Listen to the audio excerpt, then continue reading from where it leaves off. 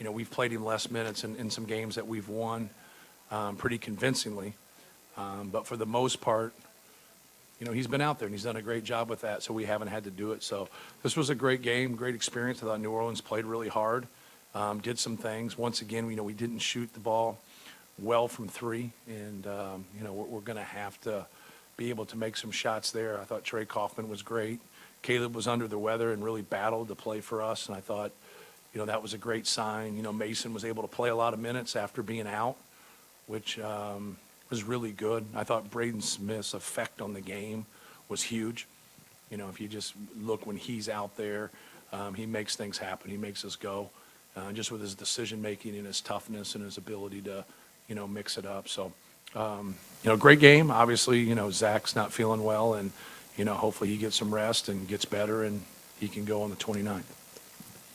Hey, Matt, it's holiday season. Let's talk about the Boilermaker family. Drew stepped up, joined the, football team to help out. Well, with Jeff gone, and, you've stepped up, helped out people, the Boilermaker family. What's it like for you? You've been a part of this family for so long, just to see so many people step up and just really care about this university and this program. Yeah, Purdue's a special place. It's cool. I'm very fortunate to be a part of it. And, obviously we look after each other, and when things are kind of sticky like it is for those guys kind of competing for a bowl game, it's great to see someone of Drew Brees' stature, and he could be a lot of places, right? He put in his time, and he's still putting in his time, trying to help our community and also trying to help our football program, and it's pretty cool. It's pretty cool to be a part of it. And the one thing about our place is that, it's not something that's just while you're in college. I think our program, Coach Katie was great at this, of, not forgetting about guys and trying to help guys. And so, just try to pay it forward and do the best you can to help people in the Purdue family. Just the importance of Trey hitting the free throws tonight, something he struggled with a little bit this year.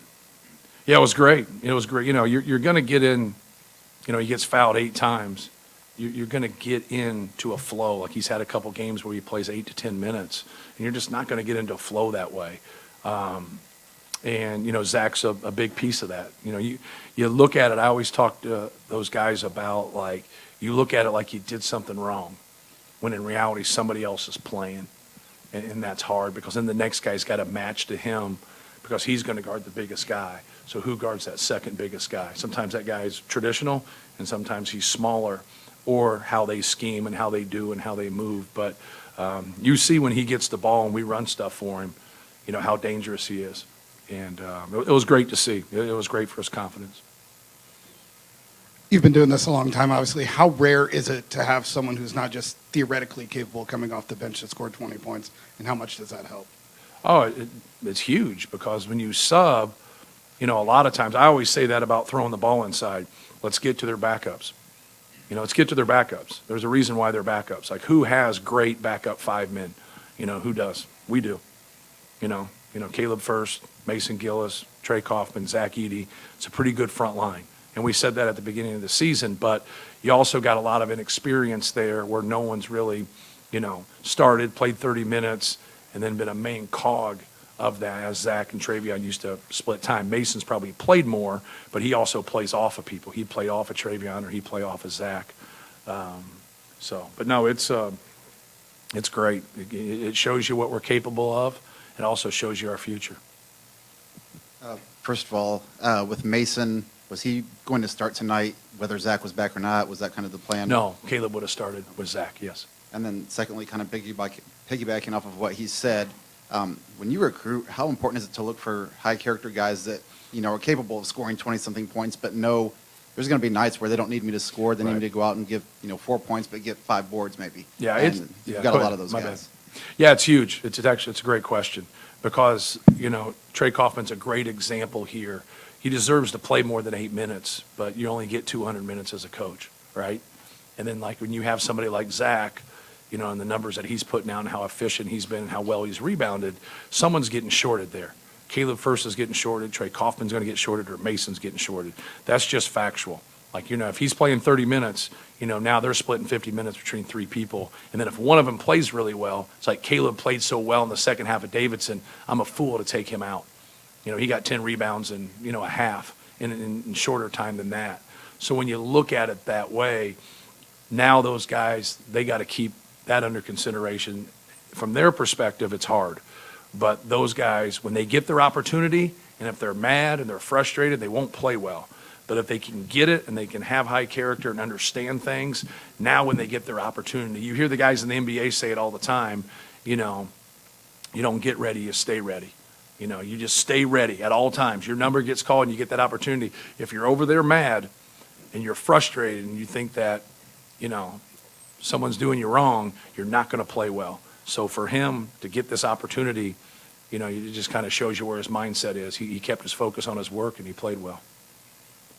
Matt, first time the program's #1 in the country here at Mackey Arena in West Lafayette. What's it like for you as somebody that's been a part of this program for so long to, give that to the fans here at Right. Mackey Arena? Yeah, well, we haven't been a program that, from an attention standpoint, we've been very consistent. You look at Coach Katie's years, even before that, we've been very consistent through the years.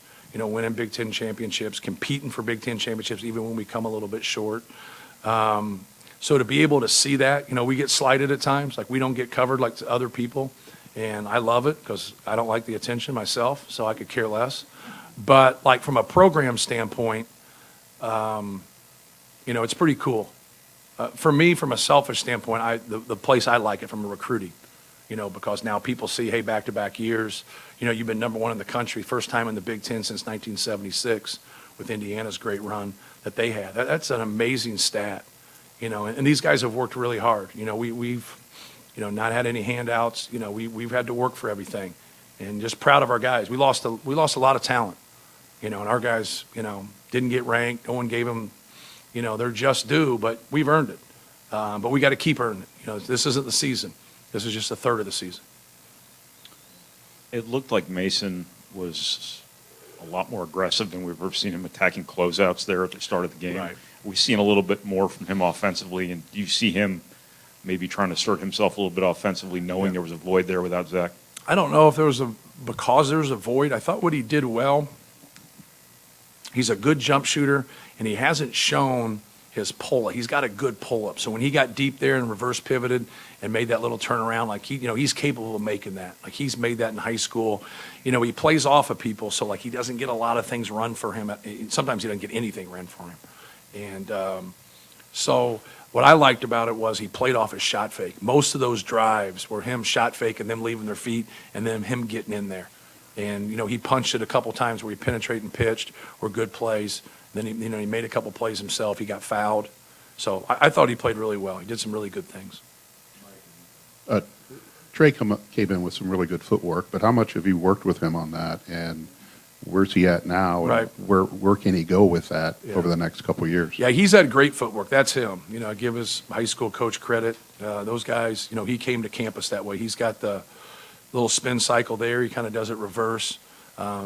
Assistant said that he didn't travel on that, but we'll wait to see. But he's kind of got that reverse spin that's, very unorthodox, but it's very, it's practical. Like he uses it to score the basketball, and it just seems to create space, and he goes opposite of the way you think he's going. And, he's good. He's pretty nimble down there. I just think for him, it's just comfort level. Like, he just has to be able to get into a game and get comfortable quick. And that's a hard thing to do coming off the bench. Hey, Matt, I noticed you clapping a lot tonight.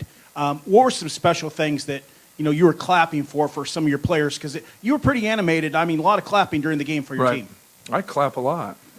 I'm a positive person.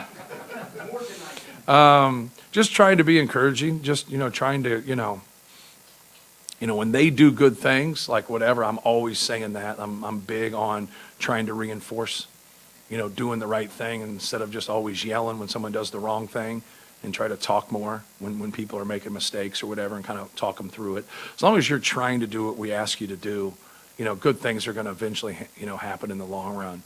But just always trying to reinforce. I always liked that as a player. I always liked when you didn't achieve what you wanted, but you were trying to do what you're supposed to do. I think there's something positive about that, because obviously when you do that, you stay connected. Everybody stays on the same page when you're doing what you're supposed to be doing. But sometimes you're going to fall short in competition.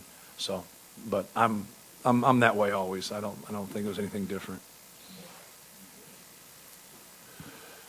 Yeah, Coach, Jordan Johnson really got them going Yes. early in the beginning of the game, from his perimeter shooting. They shot well from three to start the game. What kind of defensive adjustments do you need to make to kind of Yeah. limit those opportunities while also limiting their opportunities in the paint? I think they only had 2 points in the paint in the first half. Right.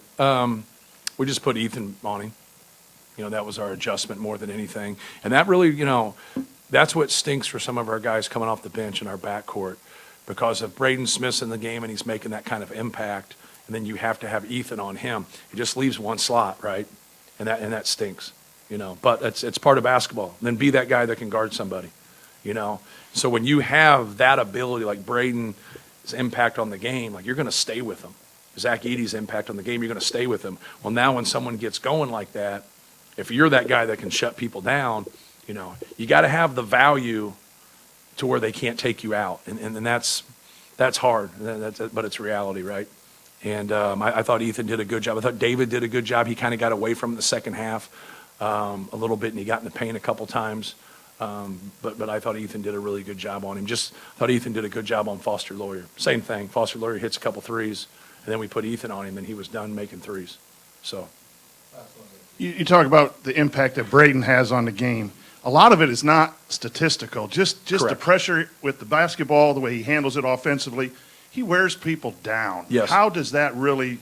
That just has to help the whole team with Yeah. just how he pressures the ball, Yeah. even everything. Just his impact non-statistically is great. Yeah, he has a high competitive spirit, he has a high intellect, and he has an edge to him. And that combination always wins. That always wins. He's a smart basketball player, he's selfless. The quality that he has that most young people don't, some people never get it, is that when things go wrong, he takes it.